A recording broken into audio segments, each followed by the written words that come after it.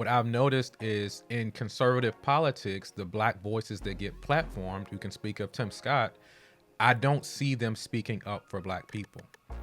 It almost seems as if part of the vetting to rise to prominence within conservative politics for a black person is to shed yourself of your blackness. Those are the people that I see platformed, and I can at least say on the Democratic side of things, I see black people that are able to speak more freely, to talk about the black experience, and to be black specific in their policy demands. So how would you respond to this kind of shedding of cultural knowledge in terms of on the right side of things and the voices that they platform? I mean, Yeah. go ahead. Go ahead. No, go ahead. Okay. That's what we try to push within the conscious conservative movement. And that's one of the reasons why I added that adjective, conscious. We're conscious of being Black. We are conscious of American history and Black history. We're conscious of spiritual laws. So on the right, they have been conditioned or indoctrinated in their own history. So their history is embedded with, things were just fine and Black people already got what they needed. Why talk about reparations if, they have their freedom? And they have their own indoctrination centers, if you will. And that's just the space. So when talking about evangelicals as well, they have been taught certain things over decades.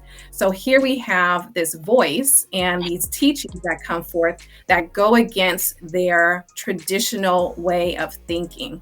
That's what we're battling over here. And it's working only because I say my platform has grown. And the collective, if you want to say, like with Sonny Johnson, with Shermichael, with Jeff Charles and others, because we built this kind of, network, conglomerate, if you will, now conservatives who are a part of this space are starting to feel comfortable with realizing that the history they've been taught is not, in fact, authentic. It is this watered down version of American history. So they're going through their own cognitive dissonance. They're going through their own reconditioning, if you will, but it does take time. So for those who are being elevated on the right and they have a Black face, it's because of the tradition.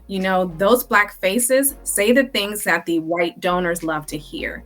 They say the things that the evangelicals love to hear. Again, it's a business thing, right? If you want to sell a product or a service, you tell folks what they need to hear in order to buy into that person. So this was really the first time when we saw so many different voices at one time pushing back against the talking points or pushing back against what I consider to be racist rhetoric and saying we're not going to tolerate that anymore because that does not represent authentic conservatism. So that's how we've been able to battle it. It really comes from teaching beloved conservatives.